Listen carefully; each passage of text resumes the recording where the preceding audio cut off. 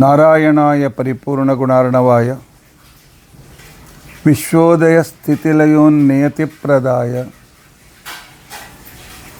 ज्ञानप्रदाय विबुधासुरसौख्यदुःख सत्कारणाय वितताय नमो नमस्ते। अभ्रमं भंगरहितं अजडं विमलं सदा आनंदतीर्थमतुलं भजे तापत्रयापहम्। भवति यदनुभावादेडमो कोऽपि वाग्मी जडमतिरपि जन्तुर्जायते प्राज्ञमौलिः।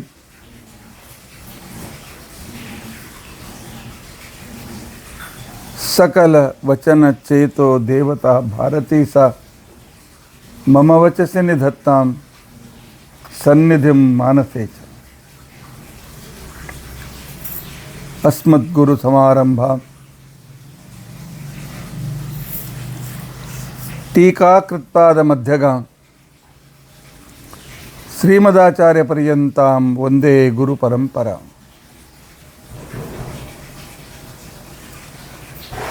विद्यायां विबुधाचार्यं वेदज्ञानाब्धिचन्दिरं दुर्मतध्वान्तमार्ताण्डं सत्यध्यानमुनिं भजे। 50 वर्षपर्यन्तं सततं रामपूजकः श्री सत्यप्रमोद गुरुराट भासतां नो हृदंबरे। बंधुस्त्वं गुरुरिष्टदैवतमिति त्वत्पादपङ्केरुहं प्राप्तं मां परिपालयेति सततं याचे निबद्धाञ्जलिः। चित्तं मत्कुणदोषचिन्तनविधौ नूनं मनं मा कृताः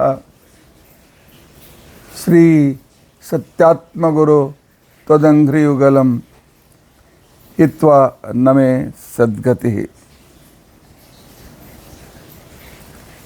यैरहं शुकवत् सम्यक् शिक्षितोऽस्मि कृपालुभिः तान् वन्दे धेनुपाचार्यान् तत्वज्ञानार्थ सिद्धे। श्री गुरुभ्यो नमः। हरि ओम। हरि ओम। हरि ओम। स्वस्तिस्तु असेड सन्मंगलानि सन्तु। श्लोकैक श्रवण पठन मात्रेण वक्तुश्च श्रोतॄणां निखिल कलिकृत कल्मषापनोदन पटुतरे धर्माद्यखिल पुरुषार्थ साधनीभूते अद्य विष्णु सहस्रनाम तथा बृहति सहस्र तुलनात्मक विवरणार्थ अनयोः ग्रंथयोः तुलनात्मक विवरणारंभे सति किंचित् पूर्वकथानुवादः। हरिः ओम। हरिः ओम। हरिः ओम।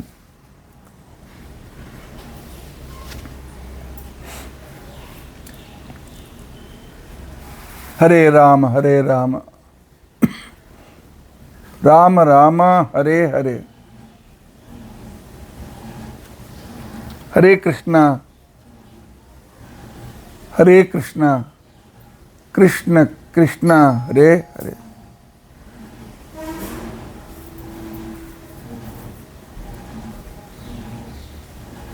राम हरे राम राम राम हरे हरे। हरे कृष्ण कृष्ण कृष्ण हरे हरे। हरे राम राम राम हरे हरे। हरे कृष्ण कृष्ण कृष्ण हरे हरे।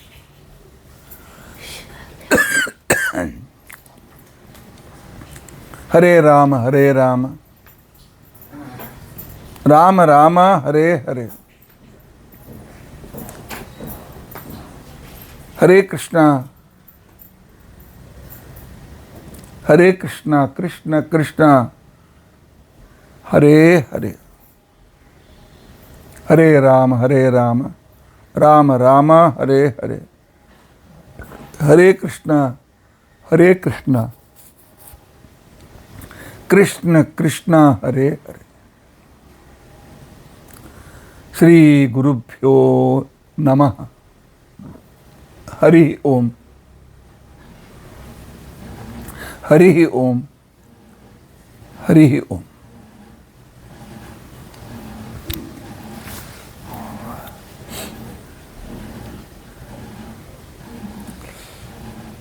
ಇವತ್ತು ಸ್ವಾತಂತ್ರ್ಯ ದಿನ.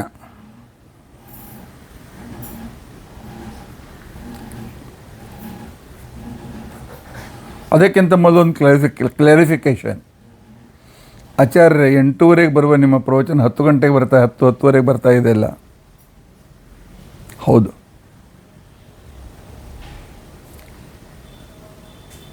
ಸುಮಾರು ಜನರು ನನಗೆ ಫೋನ್ ಮಾಡಿ 8:30 ಸ್ವಲ್ಪ ಅನಾನುಕೂಲ ಆಗ್ತದೆ, ನಾವು ಬೆಳಗ್ಗಿನ ಕಾರ್ಯಕ್ರಮ ಸ್ನಾನ ಗೀನಾದಿಗಳನ್ನು ಮಾಡ್ತಾ ಇರ್ತೇವೆ, ದೇವ್ರ ಪೂಜೆ ಮಾಡ್ತಾ ಇರ್ತೇವೆ, ಒಂದು ಸ್ವಲ್ಪ 1-1.5 ತಾಸು ಲೇಟ್ ಮಾಡಿ ಅಂತ ಹೇಳಿದ್ದರಿಂದಾಗಿ ಇನ್ನು ಮೇಲೆ ಸರ್ವಸಾಮಾನ್ಯವಾಗಿ ಸರಿಯಾಗಿ 10 ಗಂಟೆಗೆ ಪ್ರವಚನ ಬರ್ತಾರೆ. ಮತ್ತು ಸಮಯ ಚೇಂಜ್ ಆದರೆ ನಾವು ತಿಳಿಸ್ತೇವೆ.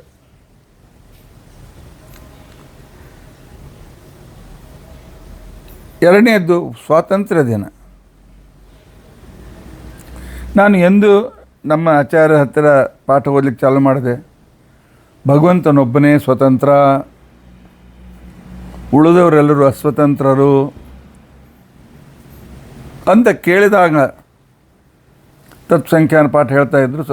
ಸ್ವತಂತ್ರಂ ಅಸ್ವತಂತ್ರಂಚ ದ್ವಿಧಂ ತತ್ವಮಿಷ್ಯತೆ ಸ್ವತಂತ್ರೋ ಭಗವಾನ್ ವಿಷ್ಣು. ಹಾಗಾದ್ರೆ ನಮಗೆಲ್ಲಿಯೇ ಸ್ವಾತಂತ್ರ್ಯ ಇದೆ?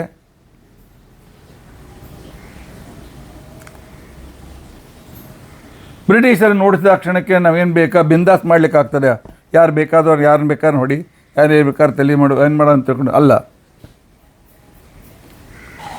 ಸ್ವ ಪರಮಾತ್ಮನ ಅನುಗ್ರಹದಿಂದ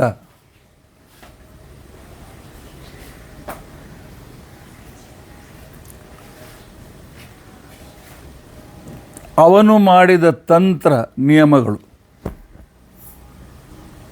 ಆ ನಿಯಮಗಳನ್ನು, ಪರಮಾತ್ಮನು ಮಾಡಿದ ನಿಯಮಗಳನ್ನು, ಪ್ರಕೃತಿಯ ನಿಯಮಗಳನ್ನು, ಶಾಸ್ತ್ರದ ನಿಯಮಗಳನ್ನು ನಾನು ತಪ್ಪದೇ ಪರಿಪಾಲಿಸುತ್ತೇನೆ ಅನ್ನುವ ಸೆಲ್ಫ್ ಡಿಸಿಪ್ಲಿನ್. ನಾನು ಸ್ಕೂಲಿನಲ್ಲಿ ಅಧ್ಯಾಪಕನಾಗಿ ಸೇರಿಕೊಂಡೆ, ಕಾಲೇಜಿನಲ್ಲಿ ನಂತರ ಪ್ರೊಫೆಸರ್ ಆದೆ, ಪ್ರಿನ್ಸಿಪಾಲ್ ಆದೆ. ನಾನು ಪ್ರತಿಯೊಂದು ಇಂಡಿಪೆಂಡೆಂಟ್ ದಿವಸ ನಾನು ಅದನ್ನು ಹೇಳ್ತಾ ಇದ್ದೆ, ನಾವು ಯಾರೂ ಇಂಡಿಪೆಂಡೆಂಟ್ ಅಲ್ಲ, ನಾವು 100% ಡಿಪೆಂಡೆಂಟ್. ನಾವು ಮನೆಯಲ್ಲಿರ್ತಕ್ಕಂಥ ಹೆಂಡತಿಗೆ ಡಿಪೆಂಡ್ ಆಗಿದ್ದೇವೆ, ತಂದೆ ತಾಯಿಗೆ ಡಿಪೆಂಡ್ ಆಗಿದ್ದೇವೆ, ಮತ್ತೊಬ್ಬರ ಆಫೀಸರ್ಗೆ ಡಿಪೆಂಡ್ ಆಗಿದ್ದೇವೆ. ಇಂಡಿಪೆಂಡೆಂಟ್ ಎಲ್ಲಿಂದ ಬಂತು? ಇಂಡಿಪೆಂಡೆಂಟ್ ಅಂತನ್ನೋದೇನು ಹುಚ್ಚುತನ. ಅದೇ ಇಂಡಿಪೆಂಡೆಂಟ್ ಡೇ ಅಂತ ಇನ್ನೂ ಹುಚ್ಚುತನ. ನಾವು ನಮ್ಮ ನಿಯಮಕ್ಕನುಸಾರವಾಗಿ ವ್ಯವಹಾರ ಮಾಡೋದಕ್ಕೋಸ್ಕರ ಇರುವ ದಿನ ಇದು ಸ್ವಾತಂತ್ರ್ಯ ದಿನಾಚರಣೆ. ಸ್ವಾತಂತ್ರ್ಯ ಶಬ್ದಕ್ಕೆ ಇನ್ನೊಂದು ವಿಶೇಷ ಅರ್ಥ ಇದೆ. ಪ್ರವೃತ್ತಿ, ಪ್ರಮಿತಿ, ಸತ್ತ ಇತ್ಯಾದಿಗಳ ಬಗ್ಗೆ ನಾವು ಭಗವಂತನ ಅಧೀನರೇ ಆಗಿದ್ದೇವೆ, ನಾವು ಎಂದಿಗೂ ಸ್ವತಂತ್ರರಲ್ಲ. ಆದರೆ ಬೇರೆ ಅರ್ಥ ಇಟ್ಟುಕೊಂಡು ಪರಮಾತ್ಮನು ಮಾಡಿದ ನಿಯಮಗಳನ್ನು, ತಂತ್ರ ನಿಯಮಗಳನ್ನು ಪರಿಪಾಲಿಸಲು ಸಂಕಲ್ಪ ಮಾಡುವ ದಿನ ಇವತ್ತು. ನಾವು ಆ ರೀತಿಯಾಗಿ ಸಂಕಲ್ಪ ಮಾಡೋಣ. ನಿನ್ನಿನ ದಿನ ತ್ರಿಕಕುಬ್ಧಾಮ, ಇದಕ್ಕೆ ಇರತಕ್ಕಂಥ ಅರ್ಥದ ಹರವು, ಅರ್ಥದ ವಿಶೇಷ ನಾವು ತಿಳಿದುಕೊಳ್ಳಲು ನಾವು ಪ್ರಯತ್ನ ಮಾಡಿದ್ದೇವೆ. ಇವತ್ತಿನ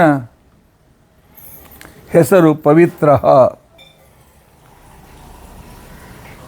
ಪರಮಾತ್ಮನಿಗೆ ಪವಿತ್ರ ಅಂತ ತಿಳ್ಕೊಂಡಂತೇಳಿ ಹೆಸರು.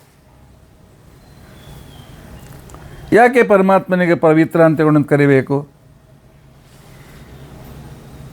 ಬೃಹತಿ ಸಹಸ್ರ ಹೇಳ್ತದೆ, ಸಮಜಃ ಪರ್ವತೇಷ್ಟಾ ಪ್ರತಿವಾಮೃಜೇಷಿ ಇಂದ್ರ ಶಶ್ವದ್ಭಿರ್ಜೋಹೂತ ಜೋಹೂತ್ರ ಏವೈಃ ತಾ ಅಸ್ಯ ಸೂದದೋಹ ಸಹ ಶ್ರೋಮಂ ಶ್ರೀಣಂತಿ. ನಮ್ಮ ವಿದ್ಯಾರ್ಥಿಗಳು ಹೇಳ್ತಾರೆ, ಹರಿ ಓಂ ಸಮಜಃ ಪರ್ವತೇಷ್ಠಾಃ ಪತಿವಾಮೃಜೇಷೆ ಇಂದ್ರಶ್ವದ್ಭಿರ್ಜೋಹೂತ್ರೇವೈಃ ತಾ ಅಸ್ಯ ಸೂದತೋ ಹಸಃ ಸೋಮಂ ಶ್ರೀಣಂತಿ. ಓಂ ನೀ ಹೇಳಪ್ಪ. ಓಂ ಸಮಜಃ ಪರ್ವತೇಷ್ಠಾ ಪ್ರತಿವಾಮೃಜೇಷಿ ಇಂದ್ರಶ್ವದ್ಭಿರ್ಜೋಹೂತ್ರೇವೈಃ ತಾ ಅಸ್ಯ ಸೂದತೋ ಹಸಃ ಸೋಮಂ ಶ್ರೀಣಂತಿ. ಓಂ ತಾ ಅಸ್ಯ ಸೂದದೋಹ ಸಹ ಸೋಮಂ ಶ್ರೀಣಂತಿ. ಎಂಥ ಅದ್ಭುತ ಅರ್ಥ ಇದೆ. ಪರ್ವತೇಷ್ಟಾ,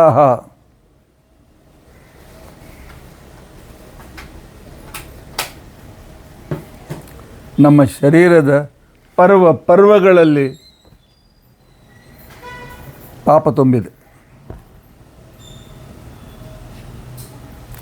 ನಮ್ಮಲ್ಲಿ ನಾವು ಅನೇಕ ಪ್ರಯತ್ನ ಮಾಡಿದರೂ ಕೆಲಸ ಆಗದೇ ಇದ್ದಾಗ, ಎಲ್ಲ ಕಡೆಯಿಂದಲೂ ಕೂಡ ನಮಗೆ ಸಂಕಟಗಳು ಬಂದಾಗ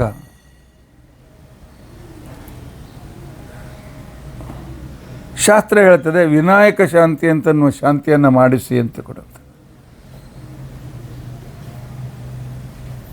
ಆ ವಿನಾಯಕ ಶಾಂತಿಯ ಕೊನೆಯಲ್ಲಿ ಒಂದು ಪ್ರಾರ್ಥನೆ ಇದೆ.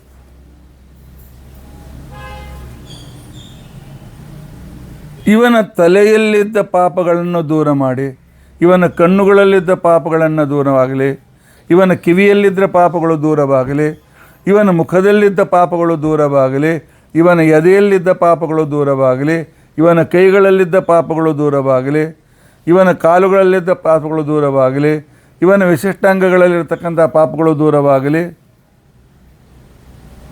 ಅಂತ ಹೇಳಿ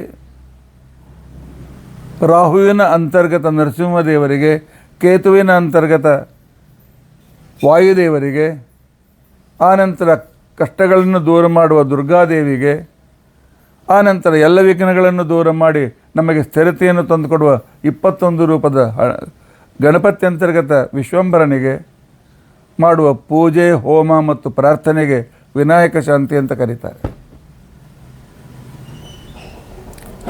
ಯಾಕೆ?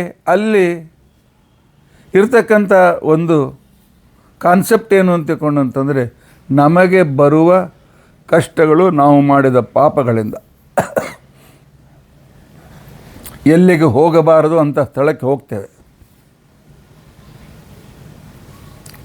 ಬ್ರಾಹ್ಮಣನಾಗಿರ್ತಕ್ಕಂಥ ಹೋಟೆಲ್ಗೆ ಹೋಗಬಾರ್ದು, ಅನ್ನ ಮಾರುವ ಸ್ಥಳದಲ್ಲಿ ಕಾಲಿಡಬಾರ್ದು, ಹೋಗ್ತೇವೆ. ಅದು ಕಾಲುಗಳಿಂದ ಮಾಡಿದ ಪಾಪಗಳು. ದೇವಾಲಯಕ್ಕೆ ಹೋಗೋ ಬದಲಾಗಿ ಯಾರದೋ ಮಿತ್ರನ ಮನೆಗೆ ಹೋಗ್ತೇವೆ. ತೀರ್ಥಯಾತ್ರೆ ಮಾಡುವ ಕಾಲುಗಳಿಂದ ಸೈಟ್ ಸೇಯಿಂಗ್ ಹೋಗ್ತೇವೆ. ಇದು ಕಾಲುಗಳಿಂದ ಆಗುವ ಪಾಪಗಳು.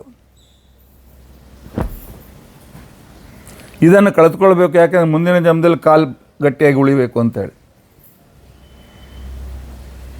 ಕೈಗಳಿಂದ ಮಾಡಿದ ಪಾಪಗಳು ಅಭಕ್ಷ್ಯ ಭಕ್ಷಣ, ಅಪೇಯಪಾನ, ತಿನ್ನಲಾರ್ದು ತಿನ್ನುವುದು, ಕುಡಿಲಾರ್ದು ಕುಡಿಯೋದು, ಆನಂತರ ಇನ್ನೊಬ್ಬರಿಗೆ ಹೊಡೆಯೋದು, ಇನ್ನೊಬ್ಬರಿಗೆ ಎತ್ತಾರಿಗಳನ್ನು ಮಾಡೋದು ಕೈಗಳಿಂದ ಆಗುವ ಪಾಪಗಳು. ನೋಡಬಾರದು ಅಶ್ಲೀಲ ದೃಶ್ಯಗಳನ್ನು ನೋಡುವುದು, ಅಂಥ ಕೆಲವು ಸೀರಿಯಲ್ಗಳನ್ನು ನೋಡೋದು ಕಣ್ಣಿನಿಂದ ಆಗುವ ಪಾಪಗಳು. ಕೇಳಬಾರದ ಸಿನಿಮಾ ಹಾಡುಗಳನ್ನು, ಅಯೋಗ್ಯ ಮಾತುಗಳನ್ನು, ಇನ್ನೊಬ್ಬರ ನಿಂದೆಯನ್ನು ಕೇಳುವುದು ಕಿವಿಯಿಂದ ಮಾಡುವ ಪಾಪಗಳು. ಪರಮಾತ್ಮ ನಿರ್ಮಾಲ್ಯದ ಆಗ್ರಹಣ ಮಾಡುವಂತೆಕೊಂಡಂತನ್ನೋ ಬದಲಾಗಿ ಈರುಳ್ಳಿ ಬೆಳ್ಳುಳ್ಳಿಯ ಬಜಿಯನ್ನು ಆಗ್ರಹಣ ಮಾಡೋದ್ರಿಂದ ಮೂಗಿನಿಂದ ಆಗುವ ಪಾಪಗಳು. ಬಾಯಿಯಿಂದ ಪಾಪ ಅಂತ ಎಷ್ಟು ಮಾಡ್ತೀವೋ ಗೊತ್ತಿಲ್ಲ. ಜನರಿಗೆ ಬೈತೇವೆ, ಗುರುಗಳಿಗೆ ಬೈತೇವೆ, ಕೆಲವು ಸಲ ದೇವರಿಗೂ ಕೂಡ ಅಂಥ ದೇವರಪ್ಪ ಅಂತೇವೆ. ಇನ್ನು ಮನಸ್ಸಿನಿಂದ ಯಾರ್ಯಾರನ್ನೂ ಬಯಸ್ತೇವೆ, ಏನನ್ನೂ ಬಯಸ್ತೇವೆ, ಇನ್ನೊಬ್ಬರ ದುಡ್ಡನ್ನು ಬಯಸ್ತೇವೆ, ದೇವರನ್ನು ಪೂರ್ತಿಯಾಗಿ ಮರೆತು ಬಿಡ್ತೇವೆ. ಎಲ್ಲಿ ದೇವರನ್ನು ಇಟ್ಕೊಳ್ಬೇಕು ಅಲ್ಲಿ ಬೇರೆ ಏನೇನೋ ಕಸ ತುಂಬಿರ್ತೇವೆ. ಎಲ್ಲಿಯವರೆಗೂ ನಮ್ಮಲ್ಲಿ ಪಾಪ ಇದೆ ಅಲ್ಲಿವರೆಗೂ ಕಷ್ಟಗಳು ತಪ್ಪಿದ್ದಲ್ಲ. ಅದಕ್ಕೆ ನಾವು ಹೇಳ್ತಕ್ಕಂಥ ನವಗ್ರಹ ಶಾಂತಿ ಆಗಲಿ ಅಥವಾ ಇಂಥ ಒಂದು ನಕ್ಷತ್ರ ಶಾಂತಿ ಮಾಡಿಕೊಳ್ಳಿ, ಇಂಥ ವಿನಾಯಕ ಶಾಂತಿ ಮಾಡಿಕೊಳ್ಳಿ,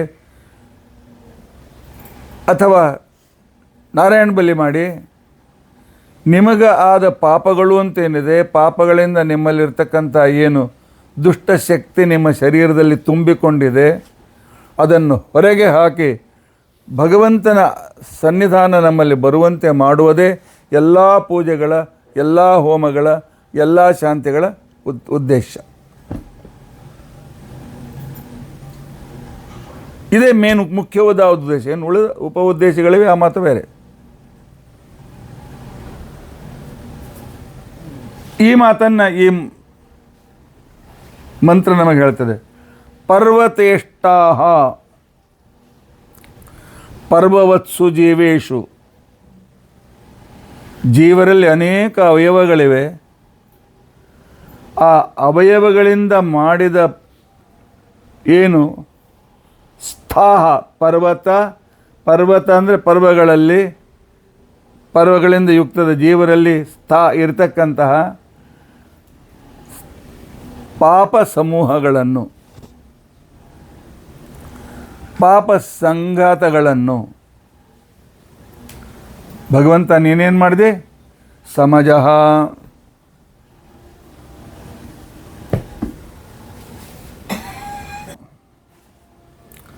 ನಮ್ಮ ಶರೀರದ ಅಂಗಗಳಲ್ಲಿರುವ ಪಾಪ ಸಮೂಹಗಳನ್ನು ಪರಮಾತ್ಮ ನೀನು ಸಮಜಃ ಎಷ್ಟೋ ದೂರ ಎಸೆದ್ಬಿಟ್ಟು ವಾಪಸ್ ಬರಲಾರ್ದಷ್ಟು ದೂರ ಎಸೆದ್ಬಿಟ್ಟಿದ್ದೆ.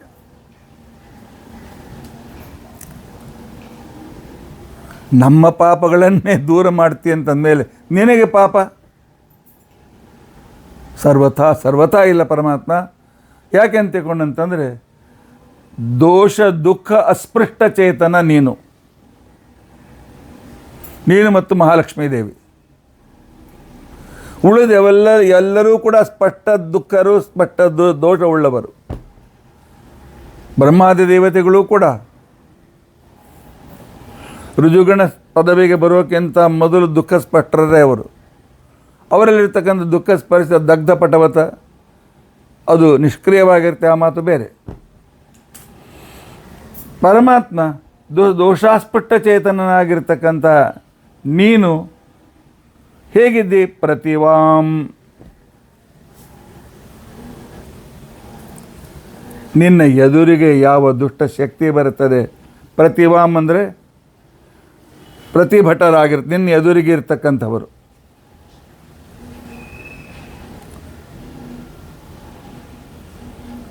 ಅಂಥವರನ್ನು ನೀನೇನು ಮಾಡ್ತಿ?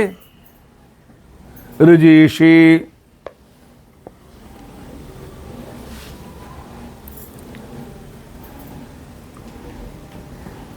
ರುಜೀಷಿ ಅಂತ ತಿಳ್ಕೊಂಡಂತಂದರೆ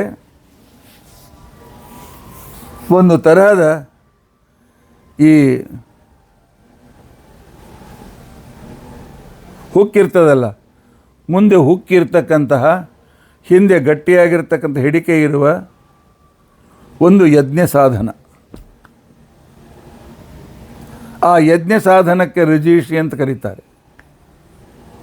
ಆ ರುಜೀಷಿಯಿಂದ ಏನು ಮಾಡ್ತಾಯಿದ್ರು?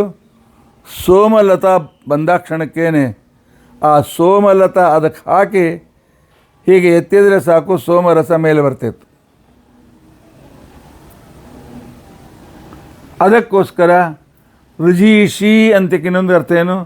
ಸೋಮಲತೆಯಿಂದ ತೆಗೆದ ಪವಿತ್ರವಾಗಿರ್ತಕ್ಕಂತಹ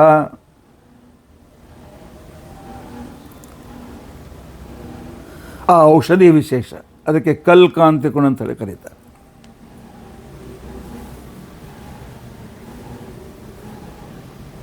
ಆನಂತರ ಋಗ್ಭಾಷದಲ್ಲಿ ಆಚಾರ್ಯ ಹೇಳ್ತಾರೆ, ರಿಜೀಷಿನ್ ಸೋಮವತ್ ಅಂತಿಕೊಂಡಂಥ ರಿಜೀಷನಿಗೆ ಹೆಸರು ಕರೆದಿದ್ದಾರೆ. ಅಂದರೆ ನೀನೇನು ಮಾಡ್ತೀಯ ಅಂತ ತಿಳ್ಕೊಂಡಂತಂದರೆ ಅವರ ಪಾಪಗಳನ್ನು ದೂರ ಮಾಡಿ ಹೇಗೆ ಸೋಮಲತದಿಂದ ಅದರಲ್ಲಿರ್ತಕ್ಕಂಥ ಪವಿತ್ರ ರಸವನ್ನು ಹೊರಗೆ ತೆಗೆಯಬೇಕೋ, ಸಂಗ್ರಹ ಮಾಡಬೇಕೋ, ಹಾಗೆ ಇವನಲ್ಲಿರ್ತಕ್ಕಂಥ ಪವಿತ್ರ ಭಾವನೆಗಳನ್ನು ಜಾಗೃತಗೊಳಿಸುತ್ತೆ.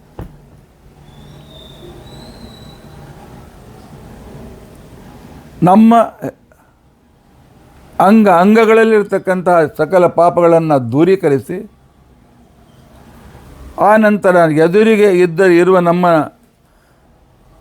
ಪವಿತ್ರವಾಗಿರ್ತಕ್ಕಂಥ ಪುಣ್ಯ ವಿಶೇಷಗಳನ್ನು ಜಾಗೃತಗೊಳಿಸಿ ನಮ್ಮ ಕಡೆಯಿಂದ ಸಾಧನೆಯನ್ನು ಮಾಡಿಸ್ತಿ. ಆದ್ದರಿಂದಾಗಿ ಪರ್ವತೇಷ್ಟಾಹ ಸಮಜಃ ಪ್ರತಿಭಾಂ ಮೃಜೀಷಿ ಈ 4 ಪದಗಳ ಅರ್ಥ.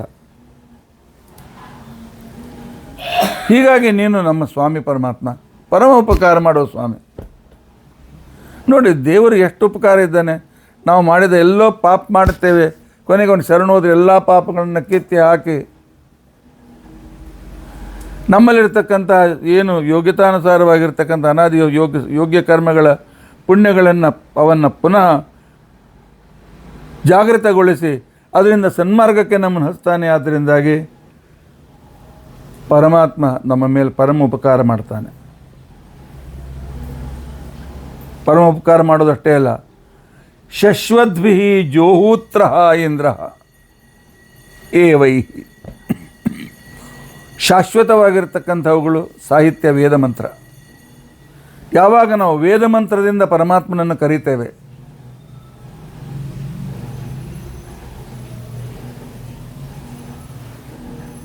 ಪರಮಾತ್ಮನನ್ನು ಕರೀತೇವೆ, ಗಣಪತೆ ಗಣೇಶು ತ್ವಾಂ ವಿಪ್ರಾಹುರು ಮನೀಷಿನಃ ಇತ್ಯಾದಿ. ಗಣಪತಿ ಆವಾಹನ ಮಂತ್ರ ಬೋಲು. ಗಣಾನಾನ್ ತ್ವಾ ಗಣಪತಿಂ ಹವಾಮಹೇ.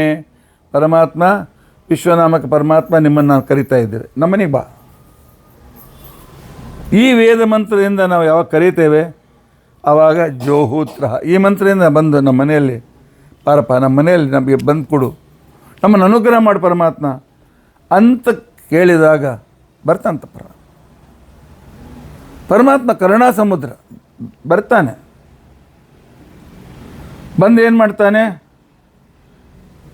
ತಾ ಅಸ್ಯ ಸೂದದೋಹ ಸಹ ಸೋಮಂ ಶ್ರೀಣಂತಿ. ಈ ರೀತಿಯಾಗಿರ್ತಕ್ಕಂಥ ಪರಮಾತ್ಮ ಅವನು ಹೇಗಿದ್ದಾನೆ? ಪರಮಾತ್ಮ ಸೂದದೋಹ ಸಹ. ಸೂದದೋಹಸ ಅಂತ ಕೊಂಡಂತನ್ನೋದು ಈಗಾಗಲೇ 4-5 ಸಲ ಬಂದಿದೆ. ನಮ್ಮ ಜ್ಞಾನವನ್ನು, ನಮ್ಮ ಕರ್ಮವನ್ನು,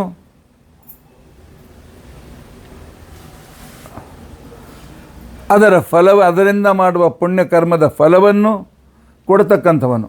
ಜ್ಞಾನಂ ಕರ್ಮವ ದೋಗ್ಧ್ರಿ ಇತಿ ಸೂದದೋಹಸ ಅಂತ ವ್ಯಾಖ್ಯಾನ ಇದೆ. ಆ ರೀತಿಯಾಗಿ ಬರ್ತಕ್ಕಂಥವರು ಯಾರು? ಶ್ರೀಹರಿ ಮತ್ತು ವಾಯುದೇವರು. ಪರಮಾತ್ಮ ಹೇಗೆ ನಮ್ಮೆಲ್ಲರ ಪಾಪಗಳನ್ನು ಕಿತ್ತಿ ಹಾಕಿ ಪುಣ್ಯವನ್ನು ಜಾಗೃತಗೊಳಿಸ್ತಾನೆಯೋ ಅದೇ ರೀತಿಯಾಗಿ ವೇದ ಮಂತ್ರದಿಂದ ನಾವು ಕರೆದಾಗ ನಮ್ಮ ಮನೆಗೆ ಬಂದು ನಮ್ಮ ಕಡೆಯಿಂದ ಸತ್ಕರ್ಮಗಳನ್ನು ಮಾಡಿಸಿ ನಮಗೆ ಜ್ಞಾನವನ್ನು ಕೊಟ್ಟು ಅನುಗ್ರಹ ಮಾಡ್ತಾನೆ ಪರಮಾತ್ಮ. ಇಂತಹ ಪರಮಾತ್ಮನಿಗೋಸ್ಕರ, ಇಂತಹ ಪರಮಾತ್ಮನನ್ನು ನಾವು ಸ್ಥಿರವಾಗಿಟ್ಟುಕೊಳ್ಳೋಕ್ಕೋಸ್ಕರ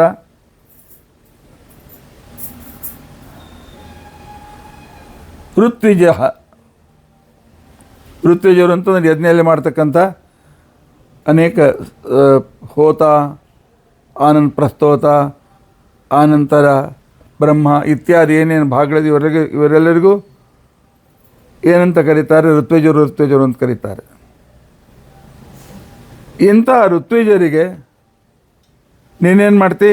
ಸೋಮಂ,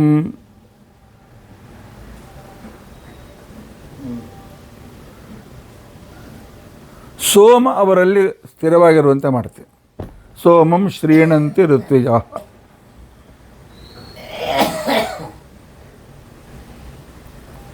ನಿನ್ನ ಸ್ತುತಿಯನ್ನು ಋತ್ವಿಜರು ಮಾಡಿದಾಗ ನೀನೇನು ಮಾಡ್ತಿ? ಸೋಮ ಶಬ್ದಕ್ಕೆ ನಮ್ಮ ಮನೋವೃತ್ತಿ ಅಂತ ತಿಳ್ಕೊಂಡಂತ ಕೂಡ ಹೆಸರಿದೆ. ಸೋಮ ಶಬ್ದಕ್ಕೆ ಲಕ್ಷ್ಮೀನಾರಾಯಣರಂತೂ ಕೂಡ ಹೆಸರಿದೆ. ಸೋಮ ಶಬ್ದಕ್ಕೆ ವಾಯು ಸಹಿತ ಲಕ್ಷ್ಮೀನಾರಾಯಣರಂತೂ ಕೂಡ ಹೆಸರಿದೆ. ಪರಮಾತ್ಮ ವಾಯುದೇವರು ನಮ್ಮ ಮನಸ್ಸಿನಲ್ಲಿ ಸ್ಥಿರವಾಗಿರುವಂತೆ ಈ ಹರಿವಾಯುಗಳು ನಮ್ಮ ಮೇಲೆ ಅನುಗ್ರಹ ಮಾಡ್ತಾರೆ. ನಮ್ಮ ಮನಸ್ಸಿನ ವೃತ್ತಿಯನ್ನು ತಮ್ಮ ಕಡೆಗೆ ತಿರುಗುವಂತೆ ಮಾಡಿ ಆ ಮನಸ್ಸಿನಲ್ಲಿ ನಾವು ಯಾವಾಗ ಪರಮಾತ್ಮನ ಆವಾಹನ ಮಾಡ್ತೇವೆ, ಬಂದು ಶಾಶ್ವತವಾಗಿ ಕುಳಿತುಕೊಂಡು ನಮ್ಮನ್ನು ಉದ್ಧಾರ ಮಾಡ್ತಾರೆ. ಉದ್ಧಾರ ಏನು ಮಾಡ್ತಾರೆ? ನಮ್ಮನ್ನು ಪವಿತ್ರ ಮಾಡ್ತಾರೆ. ಆದ್ದರಿಂದಾಗಿ ಭಗವಂತನಿಗೆ ಪವಿತ್ರ ಅಂತ ತಿಳ್ಕೊಂಡಂತ ಹೆಸರು. ತಾನು ಸ್ವತಃ ಪವಿತ್ರನಾಗಿದ್ದು ದುಃಖ ಅಸ್ಪೃಷ್ಟ ಚೇತನನಾಗಿ ಇದ್ದು, ಆನಂತರ ನಮ್ಮ ಪಾಪಗಳನ್ನು ಪರ್ವಗಳಲ್ಲಿ ಪ್ರತಿಯೊಂದು ಜಾಯಿಂಟ್ಗಳಲ್ಲಿ ಪ್ರತಿಯೊಂದು ಅವಯವಗಳಲ್ಲಿ ಛಿದ್ರಗಳಲ್ಲಿ ಇರುವ ಪಾಪಗಳನ್ನು ಕಿತ್ತಿ ದೂರ ಎಸೆದು, ಆನಂತರ ವೇದ ಮಂತ್ರದಿಂದ ಕರೆದಾಗ ನಮ್ಮ ಮನೆಗೆ ಬಂದು, ಆನಂತರ ನಮ್ಮ ಕರ್ಮ ಮತ್ತು ಜ್ಞಾನಗಳು ಜಾಗೃತವಾಗಿ ನಮ್ಮ ಕಡೆ ಸತ್ಕರ್ಮ ಮಾಡಿಸಿ ಜ್ಞಾನ ಕೊಟ್ಟು, ಆನಂತರ ಹರಿವಾಯುಗಳು ನಮ್ಮ ಹೃದಯದಲ್ಲಿ ನಮ್ಮ ಮನೋವೃತ್ತಿಯಲ್ಲಿ ಸ್ಥಿರವಾಗಿ ಉಳಿಯುತ್ತಾರೆ, ನಮ್ಮನ್ನು ಪವಿತ್ರನಾಗಿ ಮಾಡ್ತಾರೆ. ಯಾವಾಗ ದೇವರು ಶರೀರದಲ್ಲಿ ಬಂದರೂ ಪವಿತ್ರ. ಪವಿತ್ರ ಶಬ್ದಕ್ಕೆ ಏನರ್ಥ?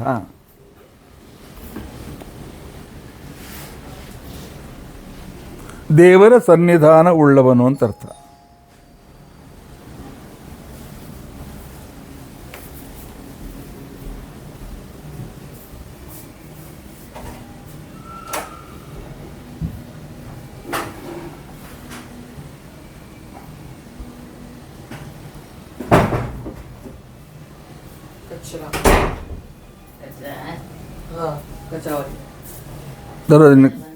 ತಿಳ್ಕೊಂಡಂತಂದರೆ ಯಾರು?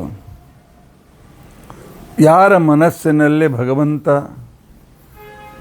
ಮತ್ತು ವಾಯುದೇವರ ಸ್ಮರಣೆ ಇದೆ, ಹರಿಸರ್ವೋತ್ತಮ ವಾಯುದೇವೋತ್ತಮ ಧ್ಯಾನ ಇದೆ, ಅವನು ಪವಿತ್ರ. ಯಾವನು ಅಪವಿತ್ರ? ಈ ಪರಮಾತ್ಮನ ಧ್ಯಾನದಿಂದ ರಹಿತನಾದಂಥವನು ಅಪವಿತ್ರ.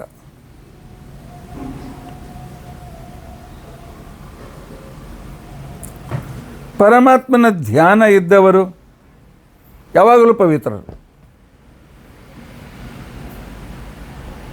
ಸ್ವಾಮಿಗಳು ಪಾಠ, ಪ್ರವಚನ, ಜಪ, ಪೂಜಾ ಇತ್ಯಾದಿಗಳಲ್ಲಿ ಆಸಕ್ತರಾಗಿರ್ತಾರೆ. ಅವರು ಸದಾಕಾಲದಲ್ಲಿ ಪವಿತ್ರರು. ನಮ್ಮ ಶಾಸ್ತ್ರ ಹೇಳ್ತದೆ, ಸ್ವಾಮಿಗಳು ನಿಮಗೆ ಮಂತ್ರೋಪದೇಶ ಮಾಡಿದ ಅಥವಾ ಪಾಠ ಹೇಳಿದ ಗುರುಗಳು ಬಂದರೆ, ಆಚಾರ್ಯ ನಮ್ಮ ಮಡಿಯಲ್ಲಿದ್ದೇನೆ ಸ್ವಲ್ಪ ಹೊತ್ತು ಕೂಡ್ರಿ ಅಂತ ತಿಳ್ಕೊಂಡು ಅಂತಂದರೆ ನಿಮ್ಮಷ್ಟು ಅಪವಿತ್ರ ಬೇರೆ ಯಾರೂ ಅಲ್ಲ. ಹೋಗಿ ಅವ್ರ ಪಾದ ಮುಟ್ಟಿ ನಮಸ್ಕಾರ ಮಾಡಿ ಆನಂತರ ಅವ್ರು ಹೋದ ಮೇಲೆ ಅಥವಾ ಅವ್ರದ್ದು ವ್ಯವಸ್ಥೆ ಆದ ನಂತರ ಹೋಗಿ ನಂತರ ಪೂಜೆ ಅದೇ ಹಾಗೇ ಹೋಗಿ ಪೂಜೆ ಮಾಡಬೇಕು.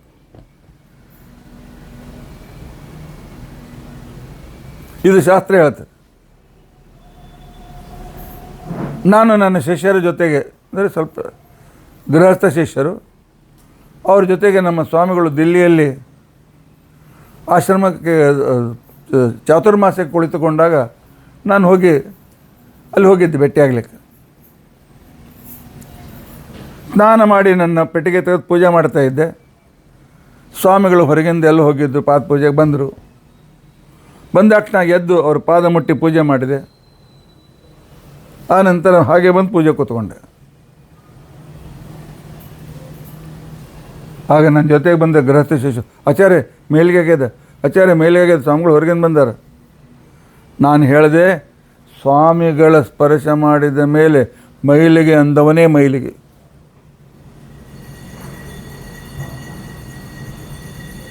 ದೇವರ ಸ್ಮರಣೆ ಮಾಡುವುದಕ್ಕೆ ಇರ್ತಕ್ಕಂಥವರು.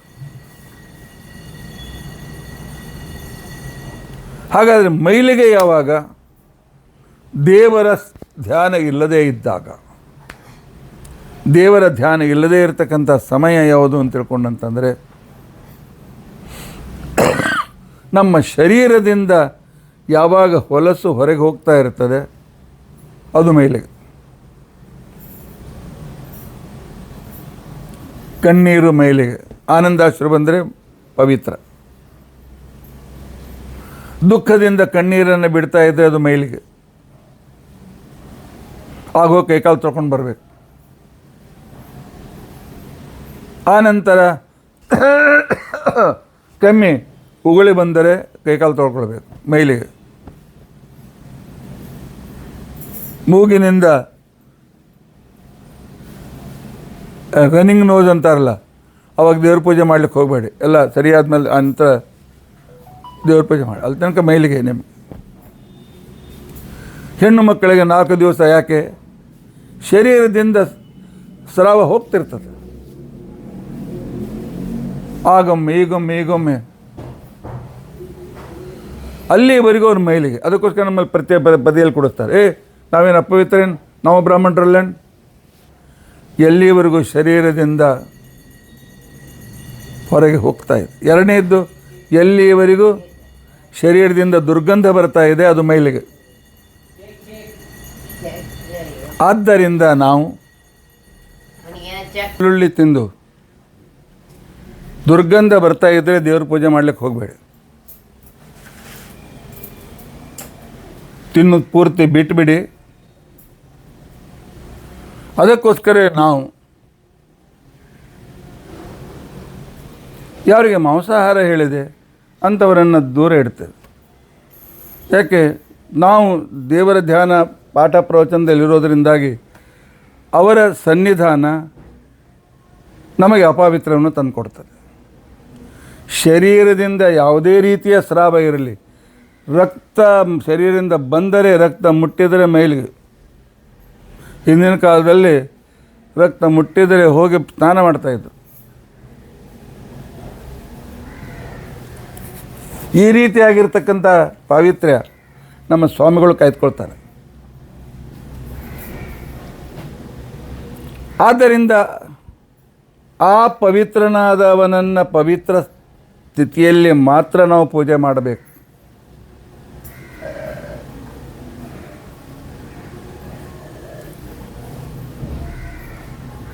ತಂದೆ ತಾಯಿ ಪತಿ ಹೋದ ನಂತರ ತಲೆಯ ಮೇಲೆ ಏನು ಕೂದಲುಗಳಿವೆ ಅವು ಹೋಗುವವರೆಗೂ ಅವನು ಅಪವಿತ್ರನಾಗಿರ್ತಾನೆ.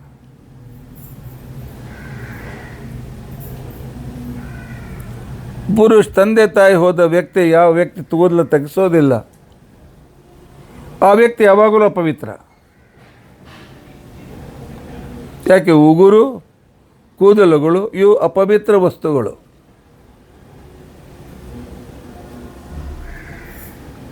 ನಮ್ಮ ಶಾಸ್ತ್ರ ಇನ್ನೂ ಬಹಳ ದೊಡ್ಡ ಲಿಸ್ಟ್ ಕೊಡ್ತದೆ. ಅವೆಲ್ಲ ಹೇಳಿದ್ರೆ ಈಗಿನ ದಿವಸ ಆಚಾರ್ಯ ನಿಮ್ಮ ಪ್ರವಚನ ಕೇಳೋದೇ ಬೇಡ ಅಂತಕೊಂಡು ಅಂತ ಹೇಳಿ ಅನ್ಬೋದು ನೀವು. ಆದರೆ ಇದ್ದ ಮಾತು ಹೀಗಿರ್ತದೆ.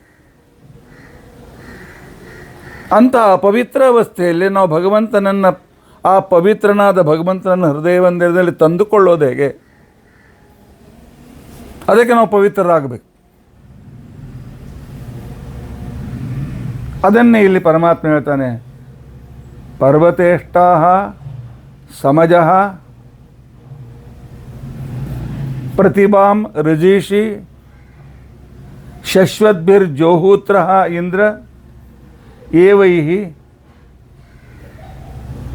ತಾಹ ಅಸ್ಯ ಸೂದದೋಹಸಃ ಸೋಮಂ ಶ್ರೀಣಂತಿ ಋತ್ವಿಜ ಸೋಮಂ ಶ್ರೀಣಂತಿ. ಎಂಥ ಅದ್ಭುತವಾಗಿರ್ತಕ್ಕಂಥ ವಿಚಾರ ಇದೆ. ನಮ್ಮ ಪರ್ವಗಳಲ್ಲಿ, ನಮ್ಮ ಶರೀರದ ಕಣಗಳಲ್ಲಿ ವ್ಯಾಪ್ತವಾಗಿರ್ತಕ್ಕಂತಹ ಪಾಪವನ್ನು ನೀನು ನಿನ್ನ ಹತ್ತಿರ ಬಂದಿರತಕ್ಕಂತಹ, ನಿನ್ನನ್ನು ಹತ್ತಿರ ಮಾಡಿಕೊಂಡಿರ್ತಕ್ಕಂತಹ, ಹೃದಯದಲ್ಲಿದ್ದ ನಿನ್ನನ್ನು ಗುರುತಿಸಿಕೊಂಡಿರ್ತಕ್ಕಂತಹ ನಮ್ಮಂಥ ಪಾಪಿಗಳ ಪಾಪವನ್ನು ಸಮಜಃ ಅತೀ ದೂರದಲ್ಲಿ ಎಸೆದು ಬಿಡ್ತೀವಿ ಪರಮಾತ್ಮ. ರುಜೀಷಿ ರುಜೀಷೆಯಿಂದ ಪವಿತ್ರವಾದ ಸೋಮರಸವನ್ನು ತೆಗೆಯುವಂತೆ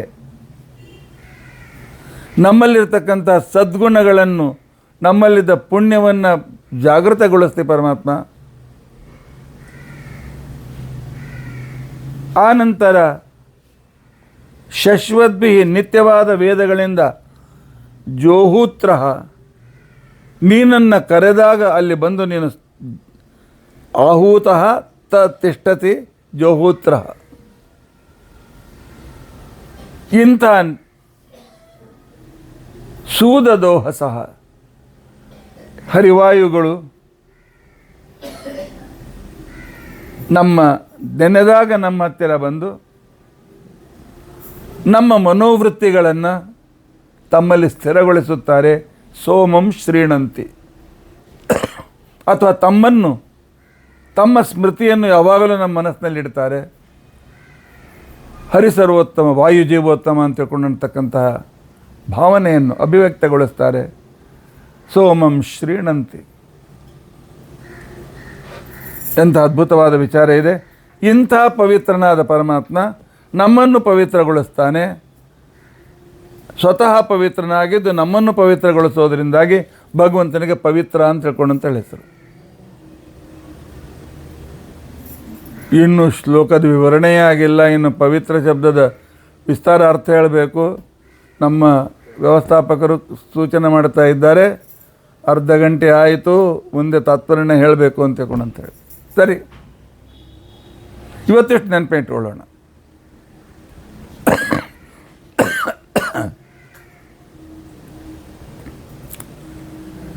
ಅಲ್ರಿ, ಮತ್ತು ಎದ್ದಾಕ್ಷಣಕ್ಕೇನೆ ಹಾಸಿಗೆ ಮೇಲೆ ಕೂತ್ಕೊಂಡು, ಹಾಸಿಗೆ ಶಯ್ಯಾಗ್ರಹ ಅಪವಿತ್ರ, ಅಲ್ಲಿ ದೇವರ ಧ್ಯಾನ ಮಾಡಲಿಕ್ಕೆ ಅದು ಆ ಕೋಣೆ ಅಲ್ಲೇ ಅಲ್ಲ, ಅಲ್ಲಿ ಯಾವಾಗಲೂ ತಮೋಗುಣ ಇರ್ತದೆ. ಎಲ್ಲಿ ನಿದ್ದೆ ಬರ್ತದೆ ತಮೋಗುಣ ಪ್ರಧಾನವಾಗಿರ್ತದೆ.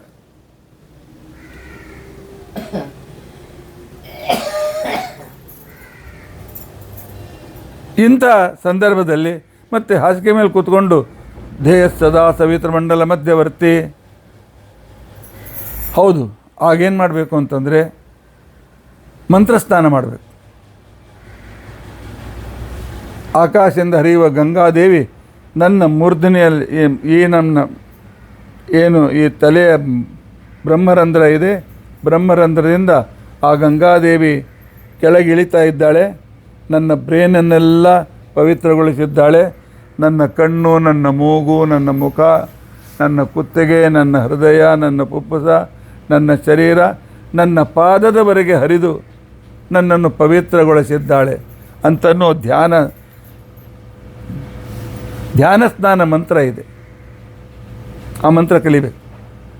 ಅದನ್ನು ಹೇಳಿ ಪವಿತ್ರರಾಗಿ ಆ ನಂತರ ದೇಹ ಸದಾ ಸವಿತ್ರ ಮಂಡಲ ಮಧ್ಯವರ್ತಿ ನಾರಾಯಣ ಒಂದು ದೇಹ ಹಾಲು ಅಥವಾ ಪ್ರಾತಸ್ಮರಣವನ್ನು ಮಾಡ್ತಕ್ಕಂಥ ಪರಮಾತ್ಮನ ಆ ರೂಪದ ಚಿಂತನೆ,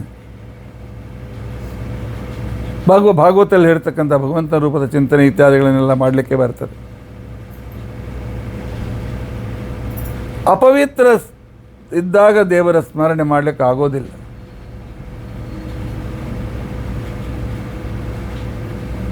ಮಲಮೂತ್ರಗಳನ್ನು ವಿಸರ್ಜನೆ ಮಾಡಲಿಕ್ಕೆ ನಾವು ಹಿಂದಿನ ಕಾಲಕ್ಕೆ ಹೊರಗೆ ಹೋಗ್ತಾ ಇದ್ದೀವಿ. ನಾವು ನಮ್ಮನೆಯಲ್ಲೇ ಅಂಥ ಒಂದು ತಮೋಗುಣದ ವ್ಯವಸ್ಥೆ ಮಾಡಿಬಿಟ್ಟಿದ್ದೇವೆ. ಆ ಸಂದರ್ಭದಲ್ಲಿ ದೈತ್ಯರನ್ನು ನೆನೆಬೇಕಂತೆ. ನಾನು ವಿಸರ್ಜನೆ ಮಾಡುವ ಎಲ್ಲ ಹೊಲಸು ದೈತ್ಯರ ಮುಖದಲ್ಲಿ ಬೀಳ್ತಾ ಇದೆ. ಈ ಎಲ್ಲ ಹೊಲಸನ್ನು, ತಮೋಗುಣವನ್ನು, ಅಪವಿತ್ರತೆಯನ್ನು ತೆಗೆದುಕೊಂಡು ಅವ್ರು ಹೋಗಿಬಿಡಲಿ ಅಂತನ್ನು ಅನುಸಂಧಾನ ಮಾಡಬೇಕಂತ. ಈ ರೀತಿಯಾಗಿ ನಾವು ಪವಿತ್ರರಾಗುವ ಅನೇಕ ವಿಧಾನಗಳನ್ನು ಶಾಸ್ತ್ರ ಹೇಳಿದ್ದಾರೆ. ಮಂತ್ರಸ್ನಾನ, ಆನಂತರ ಭಗವಂತನ ಸ್ಮರಣೆ, ಆನಂತರ ಹಲ್ಲುಜ್ಜುವಿಕೆ, ಆನಂತರ ಸ್ನಾನ ಮಾಡುವಿಕೆ, ಆನಂತರ ಮತ್ತೆ ಇನ್ನೂ ಅನೇಕ ರೀತಿಯಾಗಿರ್ತಕ್ಕಂಥ ಕಾರ್ಯಗಳನ್ನು ಮಾಡುವಿಕೆ, ದೇವರ ಪೂಜಾದಿಗಳನ್ನು ಮಾಡುವಿಕೆ, ಅಪವಿತ್ರರಿದ್ದಾಗ ದೇವರ ಕೋಣೆಗೆ ಹೋಗದಿರುವಿಕೆ, ಎಲ್ಲ ನಿಯಮ ಪರಿಪಾಲನೆ ಮಾಡಿದರೆ ದೇವರು ಒಲಿತಾನೆ. ಪ್ರತಿ ಕ್ಷಣವೂ ನಾವು ನಿಯಮವನ್ನು ಮುರಿದರೆ ದೇವರು ಯಾಕೆ ಒಲಿಬೇಕು? ಆದ್ದರಿಂದ ಪವಿತ್ರನಾದ ಭಗವಂತನನ್ನು ನೆನೆಸಿ ನಾವು ಪವಿತ್ರರಾಗಿ ಇಲ್ಲದೆ ಇದ್ದರೆ ಒಂದು ಕೆಲಸ ಮಾಡಬೇಕು. ಹರೇ ರಾಮ ರಾಮ ರಾಮ ಹರೇ ಹರೇ ಈ ಮಂತ್ರವನ್ನು ಹೇಳಿದರೆ ನಾವು ಪವಿತ್ರ ಆಗಿಬಿಡ್ತೇವೆ. ಆನಂತರ ದೇವರ ಧ್ಯಾನಾದಿಗಳನ್ನು ಮಾಡಲಿಕ್ಕೆ ನಮ್ಮ ಪೂರ್ತಿ ಅಧಿಕಾರ ಬರ್ತದೆ. ಇಷ್ಟನ್ನಾದರೂ ನಾವು ಮಾಡಬೇಕು. ಇದರರ್ಥ ಉಳಿದ ಪವಿತ್ರದ ವಿಧಿವಿಧಾನಗಳನ್ನು ಸ್ನಾನ ಸಂಧ್ಯಾವಂದನಾದಿಗಳನ್ನು ಮಾಡಬಾರ್ದು ಅಂತ ಅರ್ಥವಲ್ಲ.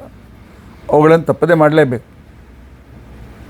ಇಂಥ ಪವಿತ್ರನಾದ ಪರಮಾತ್ಮನಿಗೆ ಪವಿತ್ರ ಶಬ್ದಕ್ಕೆ ಆಚಾರ್ಯರು ಸುಮಾರು 8-10 ಅರ್ಥವನ್ನು ನಮಗೆ ಸೂಚನೆ ಮಾಡ್ತಾರೆ. ಅದಾವುದು ಅಂತನ್ನೋದನ್ನು ನಾಳಿನ ದಿವಸ ನಾವು ತಿಳಿದುಕೊಳ್ಳಿಕ್ಕೆ ಪ್ರಯತ್ನಿಸೋಣ. ಇತಿ ಅಧ್ಯಕ್ಷತಾ ಪ್ರಸಕ್ತಿ.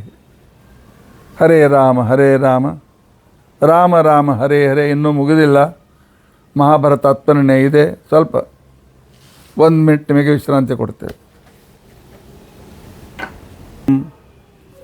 ನಾರಾಯಣಂ ಸುರಗುರುಂ ಜಗದೇಕನಾಥಂ ಭಕ್ತಪ್ರಿಯಂ ಸಕಲಲೋಕ ನಮಸ್ಕೃತಂಚ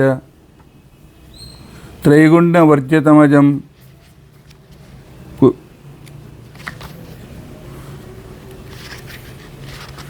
ಅಮರಾಸುರ ಸಿದ್ಧ ಸಂಘ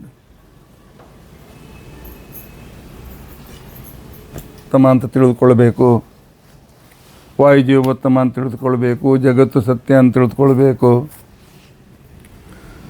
ಭಕ್ತಿ ಹೇಗೆ ಮಾಡಬೇಕು, ಆನಂತರ ಜೀವರಲ್ಲಿ ತ್ರೈವಿಧ್ಯ, ಉತ್ತಮ ಮಧ್ಯಮ ಅಧಮ ಅಂತ ಮೂರು ಥರದ ಜೀವರು. ಈ ಸಾಧನೆ ಎಲ್ಲಿಯವರೆಗೂ?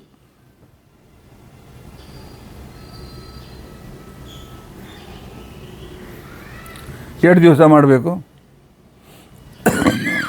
ಎಷ್ಟು ವರ್ಷ ಮಾಡಬೇಕು ಕೇಳಬೇಡಿ, ಎಷ್ಟು ಜನ್ಮ ಮಾಡಬೇಕು ಕೇಳಿ.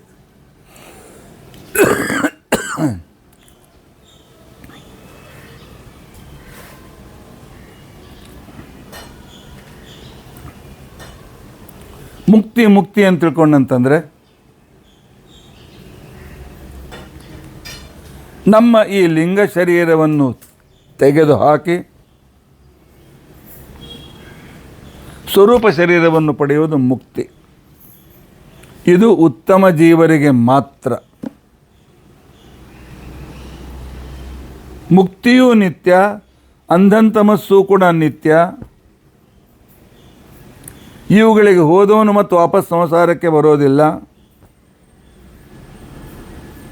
ಆದರೆ ಇದರ ಜೊತೆಗೆ ಒಂದು ಮಾತನ್ನು ತಿಳಿದುಕೊಳ್ಳಬೇಕು. ದೇವಾನಾಂ ನಿರಯೋ ನಾಸ್ತಿ. ದೇವತೆಗಳನ್ನು ಅವನು ಪೂಜೆ ಮಾಡ್ತೀವಲ್ಲ, ಯಾವ ದೇವತೆಗಳಿಗೂ ನರಕ ಇಲ್ಲ, ಯಾವ ದೇವತೆಗಳಿಗೂ ಅಂಧಂತಮಸ್ಸು ಇಲ್ಲ, ಸರ್ವತಾ ಇಲ್ಲ. ಅವರಿಗೆ ಮುಕ್ತಿ ನಿಶ್ಚಿತ. ಆ ನಂತರ ಆಜಾನಜರು, ಚಕ್ರವರ್ತಿಗಳು, ಪಿತೃಗಳು ಇತ್ಯಾದಿಗಳು ಮನುಷ್ಯೋತ್ತಮರವರೆಗೆ ಮುಕ್ತಿ ನಿಶ್ಚಿತ. ಅಸುರರಿಗೆ, ಭಗವಂತನ ದ್ವೇಷಿಗಳಿಗೆ, ನಾನೇ ದೇವರು ಅಂತ ಅಂತಕ್ಕಂಥವನಿಗೆ ಅಂಧಂತಮಸ್ಸು ನಿಶ್ಚಿತ. ಅವನಿಗೆ ಎಂದಿಗೂ ಕೂಡ ಮುಕ್ತಿ ಆಗಲಿಕ್ಕೆ ಸಾಧ್ಯವಿಲ್ಲ. ಇನ್ನು ಮಧ್ಯಮ ಮನುಷ್ಯರು ಅಂತೇನಿದ್ದಾರೆ, ಇವರಿಗೆ ಮುಕ್ತಿಯೂ ಇಲ್ಲ, ಅಂಧಂತಮಸ್ಸೂ ಇಲ್ಲ. ಕರ್ಮ ಮಾಡಬೇಕು, ಒಳ್ಳೆಯ ಕರ್ಮ ಆದರೆ ಸ್ವರ್ಗ, ಕೆಟ್ಟ ಕರ್ಮ ಆದರೆ ನರಕ, ಮತ್ತೆ ಜನ್ಮ, ಮತ್ತೆ ಇದು. ಈ ಸಂಸಾರದಲ್ಲಿಯೂ ಕೂಡ ವಿಶೇಷವಾಗಿರ್ತಕ್ಕಂಥ ಪರಮಭಕ್ತಿಯನ್ನು ಮಾಡಿದರೆ ಮಧ್ಯಮ ಜೀವರಿಗೆ ಪರಮಾತ್ಮ ಸುಖ ದುಃಖ ಮಿಶ್ರಿತವಾದ ಆದರೆ ನಿತ್ಯವಾದ ಒಂದು ಸಂತಾನಕಾಂತಿಕೊಂಡಂತಹ ಲೋಕವನ್ನು ಕೊಡ್ತಾನೆ ಅಂತನ್ನೋ ವಿವೇಚನೆ ಮುಂದೆ ಮಹಾಭಾರತ ತತ್ವಜ್ಞಾನದಲ್ಲೇ ಬರ್ತದೆ. ಆದರೆ ಇವರು ಮುಕ್ತಿ ಮತ್ತು ಅಂಧಂತಮಸ್ಸು ಎರಡೂ ಆಗೋದಿಲ್ಲ.